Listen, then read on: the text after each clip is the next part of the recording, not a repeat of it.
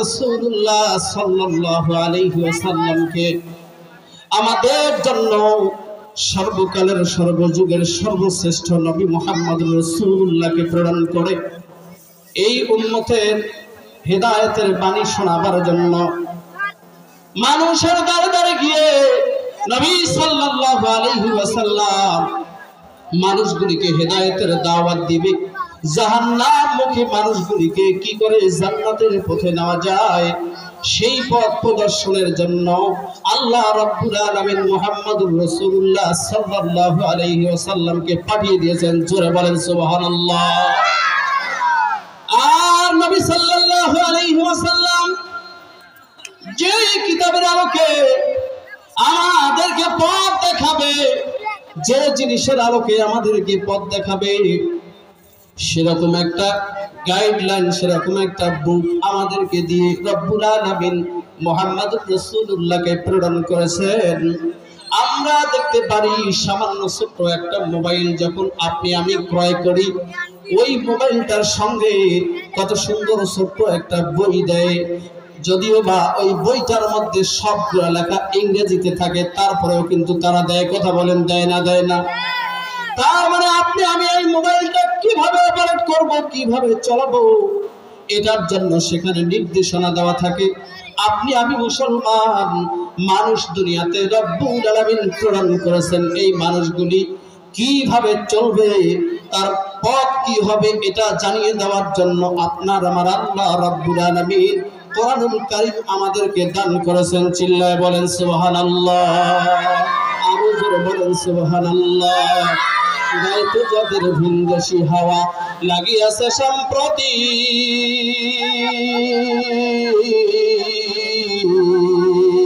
যৌন সে দেখেছে তারা, দেখে নাই পরিণতি। মুসলমান ভাইরা আমার, গভীর মনোযোগ দিয়ে কথাগুলো শ্রবণ করুন। যেই কোরআনুল কারীম আল্লাহ রব্বুল আলামিন আপনাকে আমাকে হিদায়াতের জন্য সরল সঠিক পথের পথ দেখানোর জন্য দিয়েছেন, সেই কোরআনুল কারীমের ছোট্ট একখানা আয়াতে কারিমা এবং অন্য এক আয়াতের অংশ বিশেষ আপনাদের খেদমতে তেলাওয়াত করেছি। বহুল পঠিত একটি আয়াত আপনাদের খেদমতে তেলাওয়াত করেছি। ছোট বড় সকলেই যদি সবার মুখস্থ নাও থাকে, তারপরেও কিন্তু ওই আয়াতটা যখন আপনি আমি বলি তখন একটা ছোট্ট মানুষ জানে যে ওই আয়াতটা কখন পড়া হয়। আমি একটু তেলাওয়াত করি, আপনারাও তেলাওয়াত করেন। মিনহা খালাকনাকুম ওয়া ফিহা নুঈদুকুম ওয়া মিনহা নুখরিজুকুম তারাতান উখরা। চিল্লায় বলেন তো এই দোয়াটা বা এই আয়াতটা কখন পড়া হয়? আরো জোরে বলেন, কখন পড়া হয়? মাটি দেওয়ার সময়। মাশাআল্লাহ। এই তো আপনারাও মাশাআল্লাহ কোরআনের সবকিছু জানাই দেখা যাচ্ছে। জানলে হবে না, কিন্তু মানার ক্ষেত্রে আমরা না। কি ঠিক না? জানি অনেকে। মুসলমান ভাইরা আমার,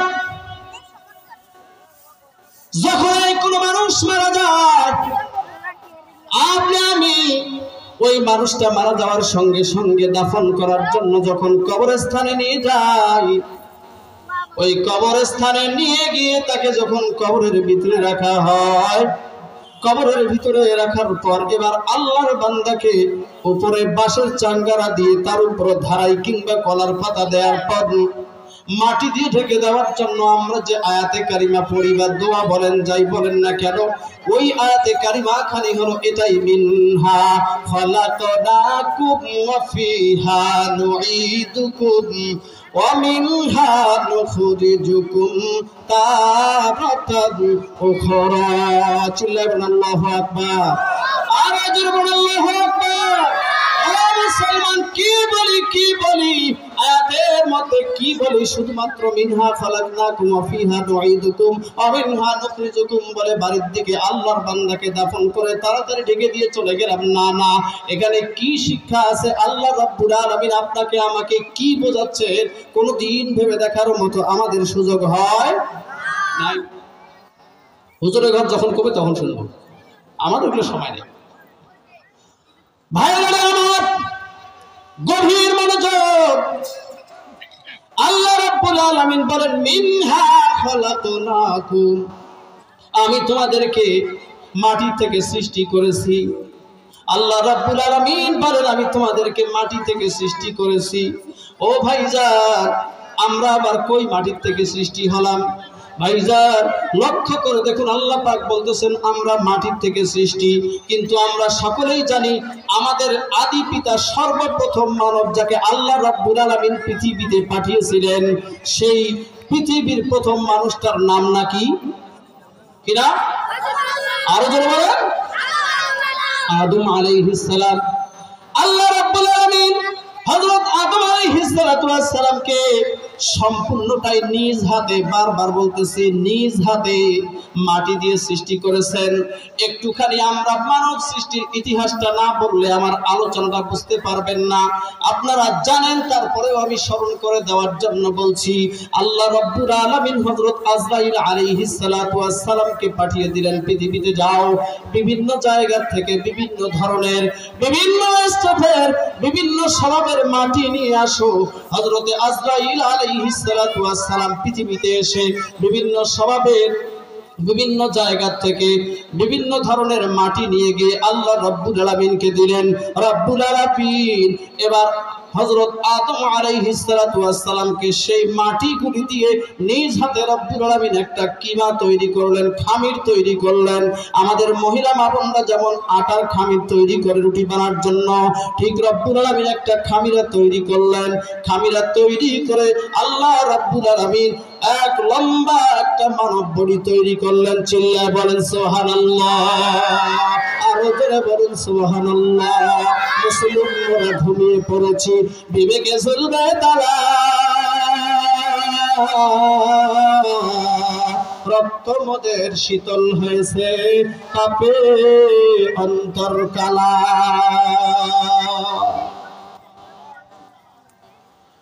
ও ভাইরা আমার, আমাদের প্রথম মানব হলো হযরত আদম আলাইহিস সালাম। তিনি না আমাদের সম্পর্কে কি হয়, কথা কথা কি হয়? আব্বা। আব্বা কি হয়? আরো জোরে বলতে হবে, কি হয়? আব্বা। ও মুসলমান, আজকে আমরা আদম আলাইহিস সালামকে এই ময়দানে বসে আব্বা বলতেছি। আল্লাহ না করুক কাল কিয়ামতের ময়দানে কোন নবী রাসূল যদি আপনাকে আমাকে আজকে যেমন আমরা তাকে আব্বা বলতেছি, তিনি যদি কাল কিয়ামতের ময়দানে তিনি আমাদেরকে সন্তান বলে পরিচয় দেয়, তাহলে মনে রাখবা মুসলমান, তোমার কপাল খুলে গেছে। জোরে বলেন সুবহানাল্লাহ।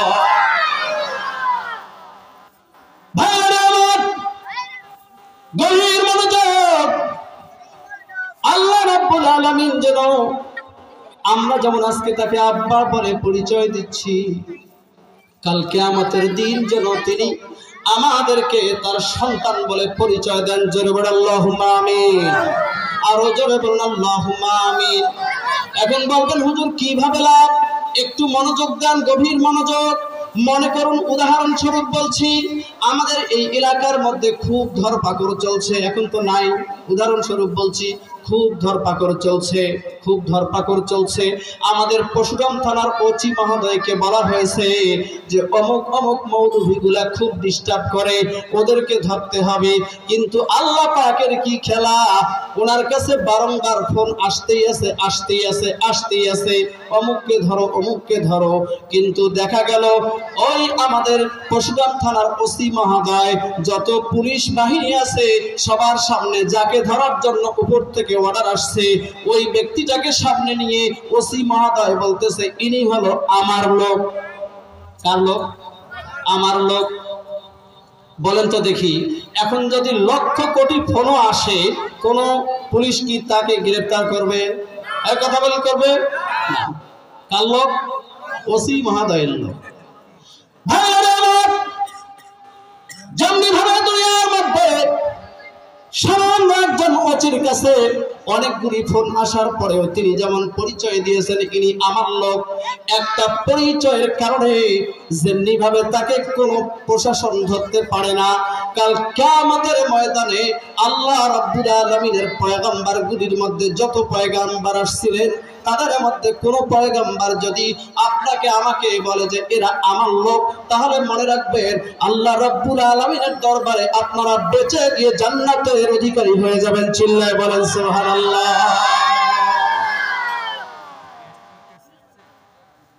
মুসলমান ভাইরা আমার, হযরত আদম আলাইহিস সালাতু ওয়াস সালামের বিশাল এক মানব বডি তৈরি করা হলো। হাদিস শরীফে আসছে 60 জিরাআ, 120 হাত লম্বা। আল্লাহু আকবার। 120 হাত লম্বা এরকম একটা মানব বডি তৈরি করে দীর্ঘদিন পর্যন্ত রব্বুল আলামিন সেটাকে রেখে দিলেন। দীর্ঘদিন থাকার পর আমার আপনার মালিক আল্লাহ এবার ওই মানব বডির মধ্যে মানব আত্মা দান করলেন। সুবহানাল্লাহ। মানব আত্মা দান করার পর একটা পূর্ণাঙ্গ মানুষ হয়ে গেল, পূর্ণাঙ্গ মানুষ।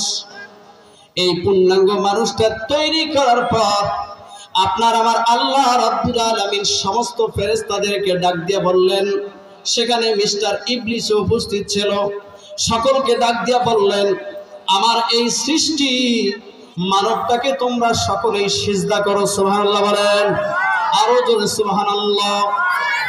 আল্লাহ রাব্বুল আলামিন বললেন, আমার সৃষ্টি এই মানবটাকে তোমরা সিজদা করো। ও মুসলমান, কোরআনে কারীম বলে সমস্ত ফেরেশতারা সিজদা করলো, কিন্তু শুধুমাত্র কেবলমাত্র একজন সিজদা করলো না। তার নাম নাকি? হ্যাঁ বলেন কিনা? মিস্টার ইবলিস। ইবলিস সিজদা করলো না। কেন সিজদা করো না? ইবলিস ডাক দিয়ে বলে, রে আল্লাহ, আমাকে না তুমি আগুন দিয়ে সৃষ্টি করেছো, আর আদমকে সৃষ্টি করেছো কি দিয়া? এই কথা বলেন, মাটি দিয়া। তুলনাগতভাবে মাটির চেয়ে আগুনের দাম বেশি, এই জন্য আমি তাকে সিজদা করব না। দেখছেন কেমন যুক্তি? আচ্ছা বলেন তো, আমাদের দেশে এরকম যুক্তিবিদ নাই? এই কথা বলেন, আছে না নাই? আছে না নাই? আছে। এরকম কিছু যুক্তিবিদ যারা আল্লাহ পাকের আইনের বিরুদ্ধে যুক্তি দেখায়, এরা আবার টকশোর মধ্যে এসে বলে, কোরআনে কারীমের এই আইনটা আমার বুঝে আসে না, হাদিসের এই আইনটা আমার বুঝে আসে না। নাম দিয়েছে টক শো। কি নাম? Talk show. মানে ঝাল শো নয়, মিষ্টি শো নয়, টক শো। কেননা ঝাল সবাই চয়েস করে না, আর মিষ্টিও সবাই চয়েস করে না, কিন্তু টক কথা বলে সবাই চয়েস করে। কথা বলে না, সবাই চয়েস করে, এজন্য নাম দিয়েছে টক শো। তো সেখানে এসে বলতেছে যে ইসলাম ধর্মের এই আইনটা আসলে মানুষদের সঙ্গে যায় না। ভাইরা আমার, গভীর মনোযোগ, একটুখানি চিন্তা করে দেখুন যে আল্লাহ রাব্বুল আলামিন আইন দিলেন, আইনদাতা যিনি, সেই রব্বুল আলামিন বলেছেন সিজদা করতে, কিন্তু শয়তান সে সিজদা করলো না, সে বুদ্ধি খাটাইলো, সে ওখানে যুক্তিদার করলো। এরকম আমাদের দেশেও কিছু বুদ্ধিজীবী আছে। কি জীবী? কথা বলে, বুদ্ধিজীবী। একদল তো হলো কৃষিজীবী, আর একদল চাকরিজীবী, আর ওরা হলো বুদ্ধিজীবী। চাকরিজীবী যারা, তারা চাকরি করে খায়, যারা কৃষিজীবী তারা কৃষি কাজ করে খায়, ওরা হলো বুদ্ধিজীবী, ওরা বুদ্ধি বিক্রি করে খায়। কথা বলেন ঠিক কিনা?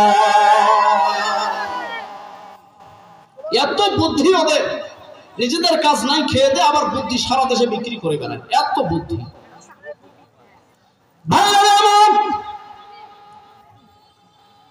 এই বুদ্ধিজীবীরা এভাবে আল্লাহর আইনকে অবজ্ঞা করলো, আল্লাহর আইনকে অবজ্ঞা করে তারা ওভাবে কথা বলতেছিল।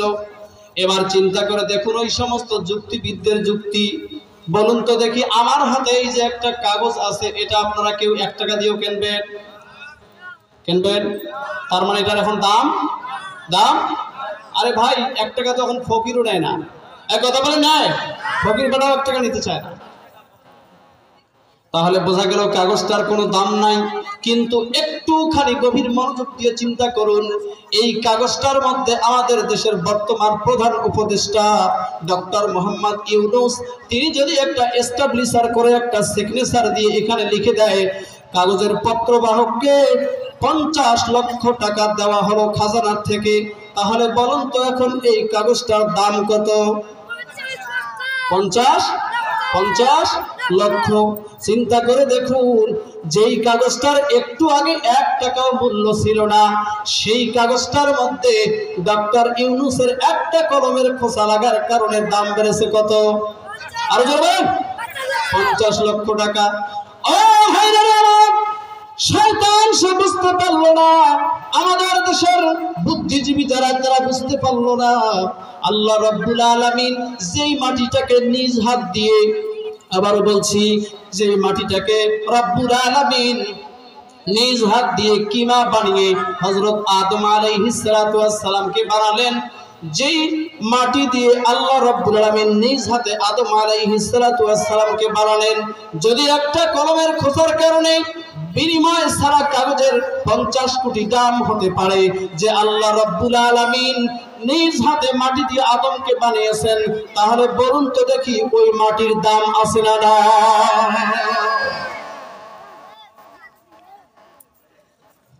মুসলমান ভাইরা আমার, যেখানে আল্লাহ রাব্বুল আলামিন নিজ হাত দিয়ে মাটি কিমা করিয়ে আদম আলাইহিস সালাতু ওয়াস সালামকে বানিয়েছেন, আর সেখানে মিস্টার ইবলিস যুক্তিদার করে যুক্তি। ও ভাইজান, মনে রাখবেন, আমাদের দেশেও এমন কিছু বুদ্ধিজীবী আছে যারা আল্লাহ পাকের আইনের বিরুদ্ধে যুক্তিদার করে, কথা বলেন ঠিক কিনা? মনে রাখবেন, এরা হলো ইন্টারন্যাশনাল বলদ, কথা বলেন ঠিক কিনা? ইন্টারন্যাশনাল বলদ এরা, হয়তো ইবলিসের সমান সমান অথবা ইবলিসের চেয়ে একটু কম। মুসলমান ভাইরা আমার, আল্লাহ রাব্বুল আলামিন সেই মাটি দিয়ে যেই মানুষটাকে বানালেন তিনি হলেন আদম আলাইহিস সালাম। সিজদা করতে রব্বুল আলামিন যাদেরকে বললেন তারা হলেন ফেরেশতা, সবাই সিজদা করলো, কিন্তু শুধুমাত্র ইবলিস সিজদা করলো না। আবার এক ধরনের যুক্তিবিদ আমাদের দেশে আছে যারা বুদ্ধিজীবী বলে পরিচিত, তারাও এরকম আল্লাহর আইনের বিরুদ্ধে যুক্তিদার করে। এবার একটু চিন্তা করে দেখুন, যারা আল্লাহর আইনের বিরুদ্ধে যুক্তিদার করে, ওই মানুষটাকে আল্লাহ রাব্বুল আলামিন নাপাক পানি দিয়ে সৃষ্টি করেছেন, কথা বলেন ঠিক কিনা? যাকে নাপাক পানি দিয়ে সৃষ্টি করা হয়েছে, যিনি সৃষ্টি করেছেন তার আইনকে উল্টায়া যুক্তিদার করে, এর চাইতে বড় বড় আল্লাহর জমিনে আর হতে পারে না, কথা বলেন ঠিক কিনা? মুসলমান ভাইরা আমার, শুধু নাপাক পানি নয়, সিরিয়াস নাপাক, এমন নাপাক পানি যা মানব দেহ থেকে বের হওয়ার কারণে ওই মানুষটা কোরআনে কারীম স্পর্শ করতে পারে, নামাজ আদায় করতে পারে, মসজিদে প্রবেশ করতে পারে, কাবা ঘরে জিয়ারত করতে পারে। এমন নাপাক পানি দিয়ে আল্লাহ রাব্বুল আলামিন মানুষ সৃষ্টি করলেন। এবার একটু গভীরভাবে চিন্তা করুন, বলবেন যে হুজুর, সেই তো রাব্বুল আলামিন হযরত আদম আলাইহিস সালাতু ওয়াস সালামকে মাটি দিয়ে তৈরি করেছেন। কোথায় আদম আলাইহিস সালাম, কতদিন হয়ে গেল, কিন্তু আল্লাহ পাক রব্বুল আলামিন কোরআনে কারীমে তো বলে দিয়েছেন আমাদের ব্যাপারেও, মিনহা খলাকনাকুম ওয়া ফিহা নুঈদুকুম ওয়া মিনহা নুখরিজুকুম তারাতান উখরা। চিল্লাবেন আল্লাহু আকবার। তাহলে হুজুর একটু ব্যাপারটা বুঝলাম না, আল্লাহ তো একজন মানুষকে মাটি দিয়ে সৃষ্টি করেছেন নিজ হাতে, আমাদেরকে কিভাবে মাটি দিয়ে বানালেন? ভাইজান গভীর মনোযোগ না, এদিক সেদিক মনোযোগ দিলে বুঝবেন না। একটুখানি চিন্তা করে দেখুন, আমার আগে আমার আব্বার কথা বলি, আমি কিভাবে দুনিয়াতে আসলাম, আপনি কিভাবে দুনিয়াতে আসলেন।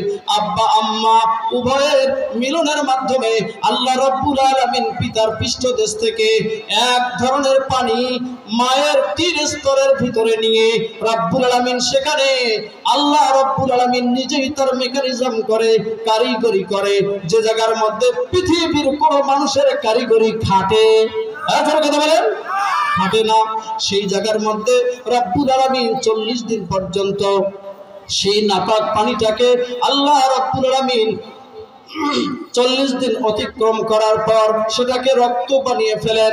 এবার একটু চিন্তা করুন, এই পানিটা কিভাবে আসে?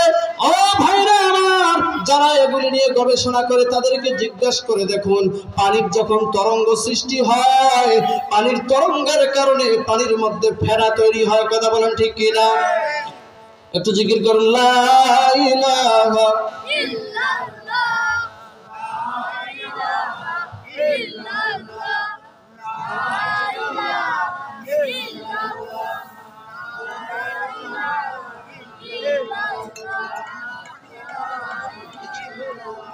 জোরে লা ইলাহা। দেখো আল্লাহ তাআলার কি খেলা, ওই না ডঙ্কা বাজে কারবালা, ইমাম হুসাইনের রক্ত ঝরে তবু ভুলে না ইল্লাল্লাহ, লা ইলাহা জোরে লা ইলাহা, লা ইলাহা ইল্লাল্লাহু মুহাম্মাদুর রাসূলুল্লাহ সাল্লাল্লাহু। মুসলমান ভাইরা আমার, যে কথাটি বলতেছিলাম, পানির মধ্যে যখন তরঙ্গ সৃষ্টি হয় তখন এর দ্বারা পানিতে ফেনা তৈরি হয়, কিন্তু মানব দেহের রক্তের মধ্যে যখন তরঙ্গ সৃষ্টি হয়, ব্লাডের মধ্যে যখন তরঙ্গ সৃষ্টি হয়, এই ব্লাডের তরঙ্গের কারণে আল্লাহ রাব্বুল আলামিন ওই পিতার পৃষ্ঠদেশের নাপাক পানিটা তৈরি করে দেন। চিল্লায় বলেন সুবহানাল্লাহ। মুসলমান ভাইরা আমার, এবার ব্লাড আসলো কিভাবে? আমরা এই পৃথিবীতে যা কিছু খাই, গোশত খাই, মাছ খাই, ডিম খাই, দুধ খাই, শাক সবজি, ফল ফ্রুট, নান যাই বলেন না কেন, যা কিছু আমরা খেয়ে থাকি, এই সবগুলির থেকে রাব্বুল আলামিন চিপে চিপে চিপে চিপে আমাদের জন্য ব্লাড তৈরি করেন, কথা বলেন ঠিক কিনা? 2 কেজি আম খাইলে মনে হয় 2.5 কেজি রক্ত হয়, তাই না? আপনারা কি মনে করেন? হয় হয়। তাহলে আপনি আমি নিশ্চয়ই সরিষার কথা জানবো, যে সরিষা যেখানে ভাঙে। আচ্ছা বলেন তো দেখি, 1 কেজি সরিষা যদি কেউ ভাঙে তাহলে কি সেখান থেকে 1.5 কেজি তেল হবে? বড় জোর যদি সরিষাটা ভালো হয় তাহলে 1 পোয়া বা 500 টাকা পর্যন্ত হইতে, আর যদি ধরা খাইছে তাহলে তো কাম শেষ। ঠিক তদ্রূপ আমরা যত ফল ফ্রুট খাই, যা কিছু খাই, এই সব কিছু থেকে চিপে চিপে চিপে চিপে আল্লাহ পাক আমাদের মানব দেহের মধ্যে রক্ত তৈরি করেন, আর এই রক্তের সাহায্যে মানুষ আমরা বেঁচে আছি। এবার বলুন তো দেখি, আমরা যত ফল ফ্রুট, খাবার দাবার যা কিছু খাচ্ছি, এই সবগুলো কোথার থেকে হয়? কথা বলে না, কোথার থেকে হয়? আসমান থেকে পড়ে নাকি? আপনাদের এদিকে মনে হয় পড়ে। যেমন হযরত মুসা আলাইহিস সালাতু ওয়াস সালামের জামানায় মান্না সালোয়া আসমান থেকে আসছিল, আপনাদের এদিকে মনে হয় ফল ফ্রুট আসমান থেকে পড়ে, মাটির থেকে হয় না? মাটির থেকে হয় না? ভাইরা আমার, গভীর মনোযোগ। তাহলে বোঝা গেল, আপনি আমি যদি মূলের দিকে তাকাই, আসলের দিকে তাকাই, তাহলে আমাদের আসল হলো মাটি। আসল কি? আসল কি? আমরাও মাটির থেকে তৈরি। সেই আল্লাহ রাব্বুল আলামিন আপনাকে আমাকে ডাক দিয়ে বলতেছেন, মিনহা খালাকনাকুম ওয়া ফিহা নুঈদুকুম ওয়া মিনহা নুখরিজুকুম তারাতান উখরা। আল্লাহ রাব্বুল আলামিন বলেন, আমি তোমাদেরকে মাটি থেকে বানিয়েছি, আবার সেই মাটির মধ্যে তোমাদেরকে কিছুদিন দুনিয়াতে বিচরণ করার পর মাটির মধ্যে ফিরিয়ে দেওয়া হবে। ফেরানো হবে কিনা? হবে কিনা? কথা বলেন, হবে কিনা? চিন্তা করে দেখো না কবরে কি যাইবা না, চিন্তা করে দেখো না কবরে কি যাইবা না, যেই কবরে আল্লাহ ছাড়া বন্ধুকে কেহ থাকবে না, যেই কবরে আল্লাহ ছাড়া বন্ধু কেহ থাকবে না। চিন্তা করে দেখো না কবরে কি যাইবা না, চিন্তা করে দেখো না কবরে কি যাইবা না। এই দুনিয়ায় সবই পর, কবর যত আসল ঘর। এই দুনিয়ায় সবই পর, কবর যত আসল ঘর। কেমন সেটাই থাকবি পরে শুধুই মাটির বিছানা,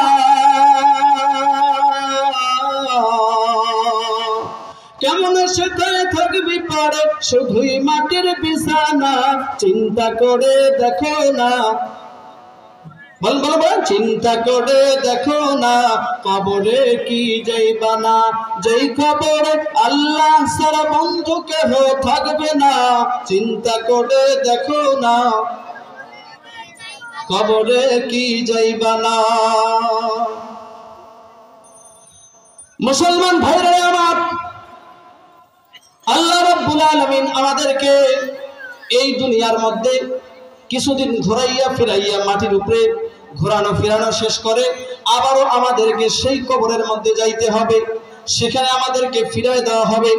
যেমনি ভাবে আপনি আমি, আমাদের মধ্যে অনেকেই কিংবা উপস্থিত অনুপস্থিত আমাদের মধ্যে অনেকেই ধাপ মোহাম্মদপুর কবরস্থানে আমাদের আত্মীয় স্বজনদেরকে মাটির মধ্যে ফিরিয়ে দিয়েছি, কথা বলেন ঠিক কিনা? সেখানে তাদেরকে ফিরিয়ে দিয়েছি।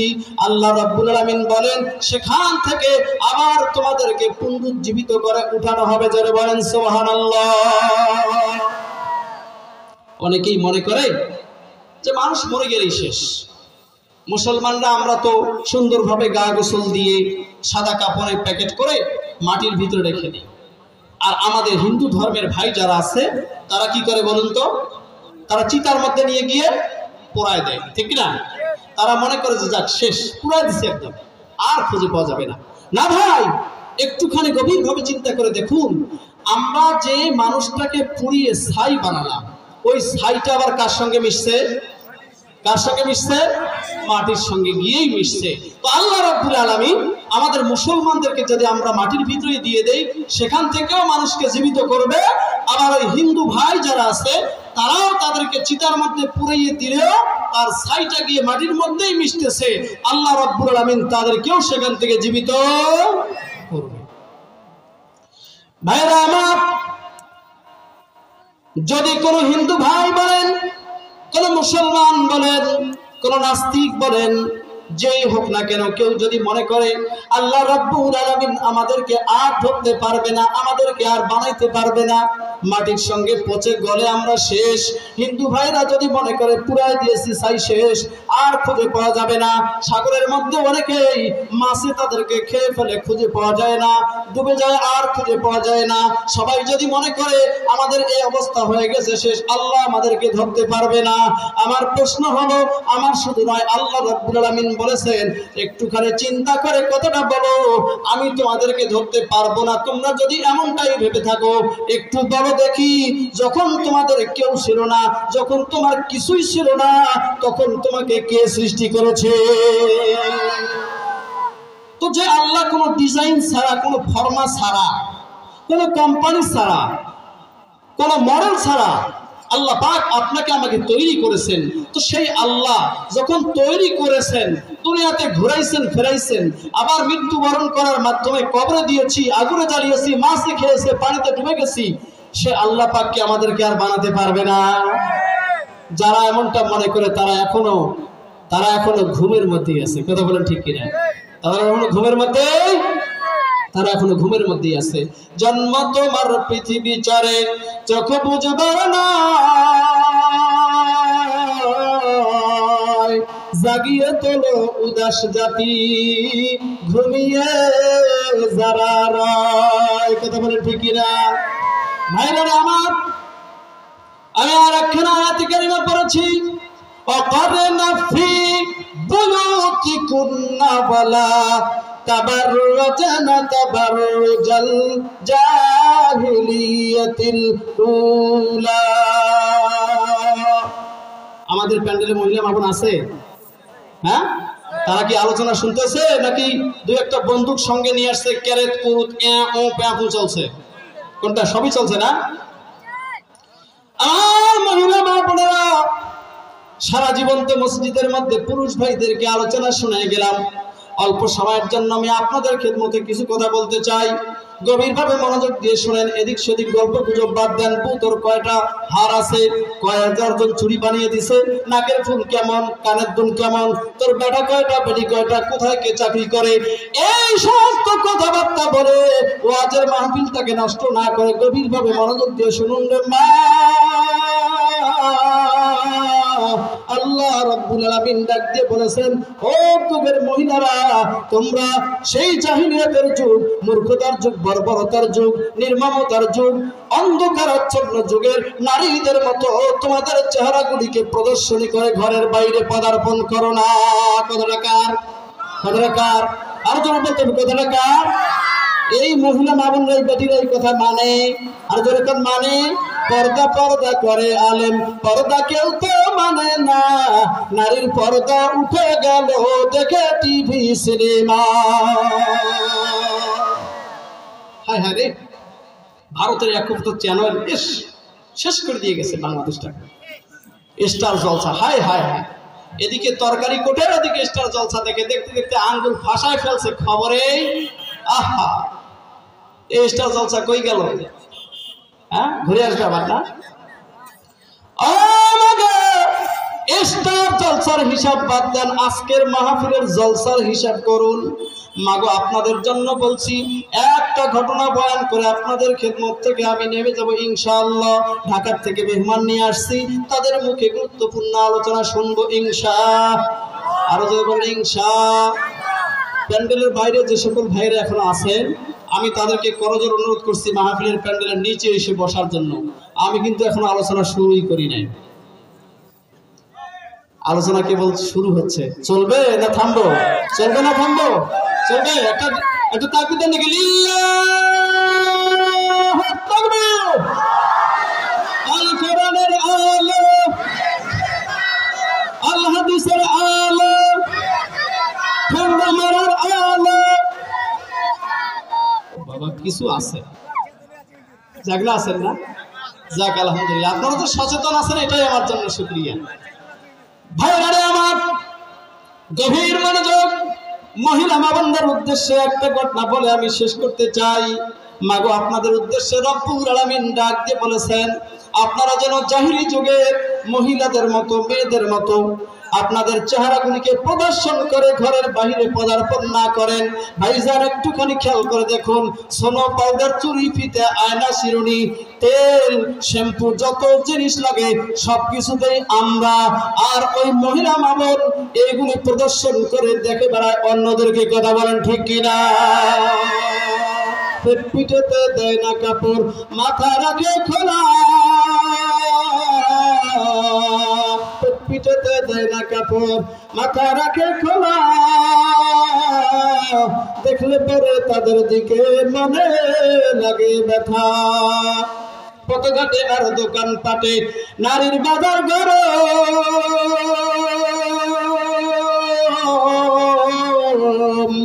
স্কিন পরে মাপ দেখাতে করে না কভু সরম। করে করে এই বাপরে বাপ, এমন টাইট ফিট পোশাক পরে, আস্তাগফিরুল্লাহ রাব্বি মিন কুল্লি যামবি। আপনারা আবার কবি যে হুজুর, আপনারাও দেখেন। ভাইরা আমার, চোখ কি বেঁধে রাখা জিনিস? সর্বোচ্চ আল্লাহর নবী হযরত আলী রাদিয়াল্লাহু তাআলা আনহুকে বলেছিলেন যে, আলী, রাস্তার মধ্যে পথ চলতেছে, হঠাৎ কোনো বেগানা নারী তোমার সামনে পড়ে গেছে, তাহলে এই হঠাৎ দৃষ্টি, প্রথম দৃষ্টি যেটা দেখছো, পড়ে গেছে অজান্তে, এটা তোমার জন্য মাপ আছে। এর পরের দৃষ্টি তোমার জন্য মাপ। কথা বলে না না। এখন আবার অনেকে চিন্তা করতেছে, যুবকরা কয়, হুজুর তো কিছু একবার দেখা যাবে, একবার দেখা যাবে। এজন্য কয়, হুজুর আমরা ওই দিকে আগে দূর থাকতে দেখবো কে আসতেছে, তারপরে একবারে চোখ চাড়িয়া একবার দেখো না। যুবক বন্ধুগণ, আমি তোমাদেরকে মোহাব্বত করে ভালোবাসার সঙ্গে একটা উদাহরণ দিয়ে বোঝাবার জন্য যাচ্ছি। ভাইজান, এই যে কনকনে শীতের রাত্রিতে যখন বিশ্ব রোডের মধ্যে দুইটা গাড়ি ক্রস করে, নাইট কোর্সগুলি যখন চলতে থাকে, আল্লাহর রহমতে ময়মুরব্বির দোয়াতে একজনও কিন্তু স্লো যায়। বাবা, কি সনসনি উঠে যায়, যাইতেই ভয় লাগে যে কোথায় কি হয়।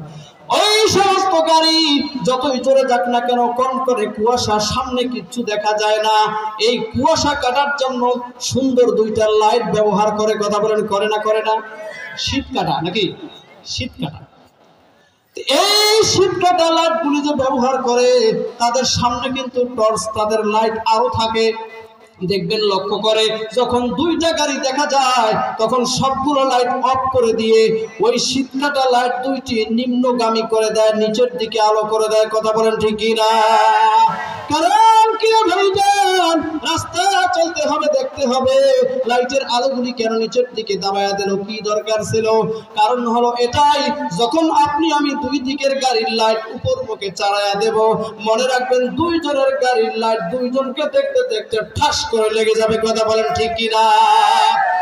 তার মানে হলো অ্যাক্সিডেন্ট হয়ে যাবে। ও যুবকের যুবতী, ও ভাইরা, মা বোন, যুবক ভাইরা, তোমাদেরকে বলছি, তোমরা যখন ঠিক সেভাবে রাস্তার মধ্যে নিজেদের দৃষ্টিগুলিকে অবনত না করে, নিচের দিকে না দিয়ে সরাসরি উপরের দিকে ফলো করে চলতে থাকবে, মনে রাখবা তোমারও অ্যাক্সিডেন্ট হবে। কথা বলেন ঠিক কিনা? মুসলমান ভাইরা আমার, গভীর মনোযোগ দিয়ে কথাগুলি শুনুন। পাকিস্তানের মধ্যে একজন কৃষক প্রতিদিনের মতো আল্লাহর বান্দা কাজ করার জন্য মাঠের মধ্যে চলে গেছে। মাঠের মধ্যে চলে যাওয়ার পর সারাদিন আল্লাহর বান্দা কাজ করছে। কাজ শেষ করে দেখতেছে প্রায় সন্ধ্যা হয়ে যাচ্ছে, মাগরিবের আজান, আসরের নামাজের টাইম প্রায় চলে যায় ভাব। আল্লাহর বান্দা নামাজ আদায় করবে, নামাজের সময় চলে যাচ্ছে। এমনই মুহূর্তে আল্লাহর বান্দা চিন্তা করলো নামাজটা পড়ে নেওয়া দরকার। কোথায় নামাজ পড়বে? খুঁজতে খুঁজতে সামনে দেখলো একটা কবরস্থান। ওই কবরস্থানের পাশে, কবরস্থানের কাছে একটুখানি জায়গা আছে, যে জায়গার মধ্যে এখনো কোনো কবর হয় নাই। ওই জায়গার মধ্যে নামাজের জন্য দাঁড়িয়ে গেছে। সময়ের জন্য চিঠি আসছে, যাই হোক সংক্ষিপ্ত করছি। জায়গার মধ্যে নামাজের জন্য দাঁড়িয়ে গেছে। দাঁড়িয়ে যখন ওই সিজদার মধ্যে গেছে, আল্লাহর বান্দা শুনতে পাচ্ছে কে যেন কবর থেকে বলতেছে, আমাকে কবর থেকে বের করো, আমি এখনো জীবিত আছি। একবার সিজদার মধ্যে যায়, ওই আওয়াজ শোনে। দুইবার যায়, শোনে। তিনবার যায়, শোনে। চারবার যায়, শোনে। বারবার যায়, যতবার যায় ততবার ওই আওয়াজ শোনে। আল্লাহর বান্দা চিন্তা করতেছে, হায় রে, সকালবেলা খেয়ে দিয়ে বের হয়েছি, মনে হয় আমার শোনার মধ্যে ভুল হচ্ছে, পেটের মধ্যে খিদে লাগছে, শব্দ দূষণ মনে হয় হচ্ছে। এই ভাবনা ভাবতে ভাবতে আল্লাহর বান্দা কবরস্থানের ভিতরে ঢুকে ওই কবরটা খুঁজতেছে, কোথা থেকে আওয়াজ আসে। ও মহিলা বাবা, গভীরভাবে মনোযোগ দিয়ে শুনুন গো মা, আপনাদের জন্যই বলছি। এবার আল্লাহর বান্দা কবরের সঙ্গে কান লাগায় দেখে যে হ্যাঁ, ঠিক এই কবর থেকে ওই আওয়াজটা আসতেছে যে আমি কবরের ভিতরে জীবিত আছি, আমাকে বের করো। আল্লাহর বান্দা এবার পাশের গ্রামবাসীদেরকে ডাক দিয়ে বলল যে এই ঘটনা। সবাই ঘটনা শুনে বলল ঠিক আছে, চলো কবরস্থানে যাওয়া যাক।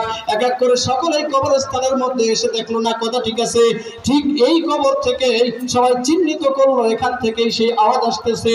এবার বলেন তো দেখি, এই কবরটা খোঁড়া যাবে কিনা? এই বিষয়ে ঢাকা বিশ্ববিদ্যালয়ের কোন প্রফেসরকে আনলে কি মাসালার সমাধান দিতে পারবে? বলেন পারবে? এবার কার দরকার? মৌলবী। কার দরকার? দেখছে, খালি তো মৌলবীর ঘরে অবজ্ঞা করে, সময় মতো ঠিকই লাগে। কথা কেন কেনা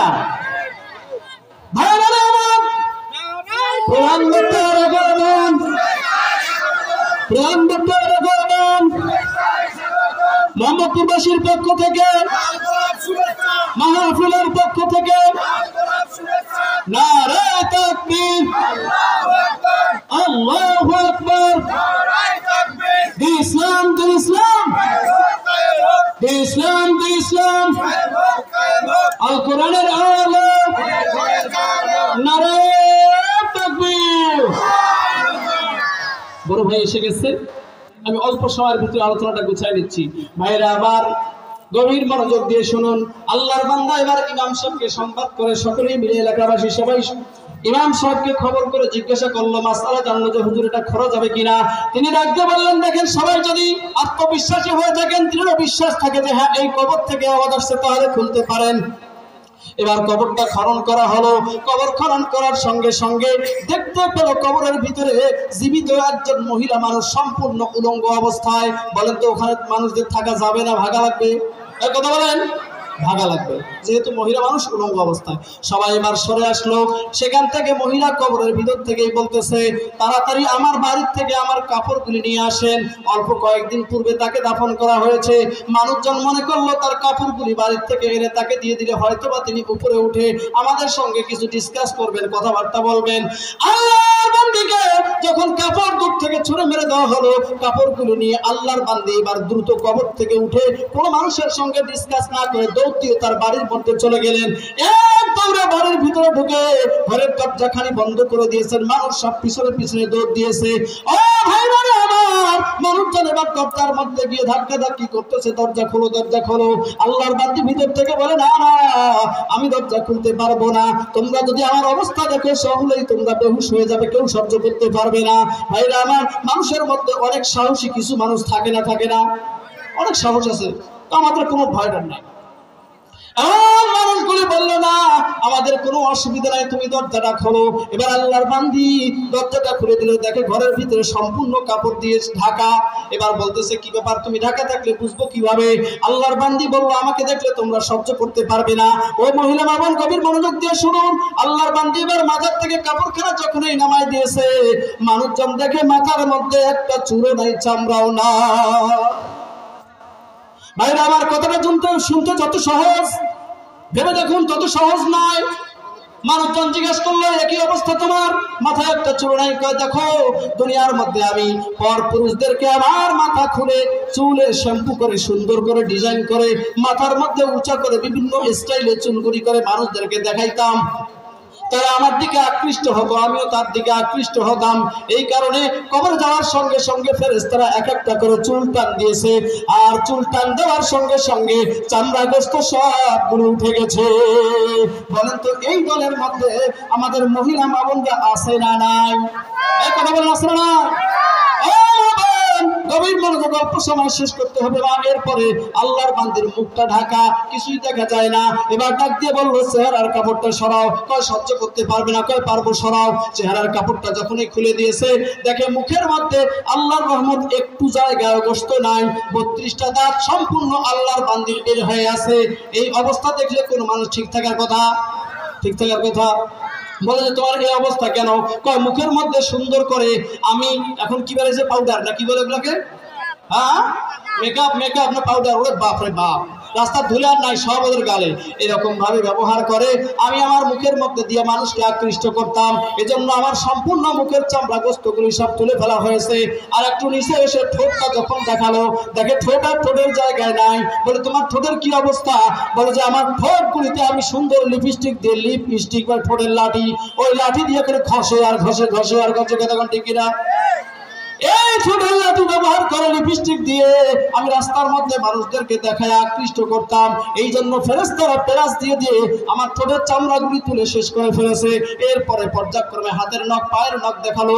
নখের মধ্যে আল্লাহর রহমতে একটা শিপিও নাই, সব তুলে ফেলা হয়েছে। বলে তোমার একই হালত? আমি আঙ্গুলের মধ্যে কিউটিস দিয়ে মানুষদেরকে আমার দিকে আকৃষ্ট করতাম, আমিও তার দিকে আকৃষ্ট হতাম। এই কারণে আমার সবগুলি আঙ্গুলের শিপিগুলি সব প্লাস দিয়ে টেনে টেনে সবগুলি উঠায় ফেলা হয়েছে। এরকম কিছু বলার পর, তথ্যগুলি দেওয়ার পর আল্লাহর বান্দি সাবেক আবার মৃত্যুবরণ করলো। আল্লাহর বান্দারা সবাই তাকে দাফন করলো। ও ভাইজান, ও মহিলা মাবান, প্রশ্ন হলো আল্লাহ রাব্বুল আলামিন কেন এমনটা করলেন? চিন্তা করে দেখুন, আপনাকে আমাকে শিক্ষা দেওয়ার জন্য এমনটা করেছেন। অনেকেই বলতে পারেন, হুজুর এটা তো পাকিস্তানের ঘটনা, এটা কি কোরআনে আছে, হাদিসে আছে? আমি আপনাদেরকে জিজ্ঞাসা করি, বাংলাদেশ যে স্বাধীন হয়েছে এটা হাদিসের কোন নম্বরে আছে? কতক্ষণ আছে? কথা বলেন, আছে? কিন্তু বাংলাদেশ স্বাধীন হয়েছে কিনা? কথা বলেন, হয়েছে কিনা? তাহলে এটা যেমন সত্য, দুনিয়ার ইতিহাস বুজুর্গারে দিন বয়ান করেছেন, তারা দেখে দেখে এমন ইতিহাসও সত্য। আল্লাহ রাব্বুল আলামিন আমার এই ভাঙ্গা ভুলি ভাঙ্গা ভোলা কথাগুলির উপরে আমি অধম বান্দা সহ আপনাদের সকলকে এবং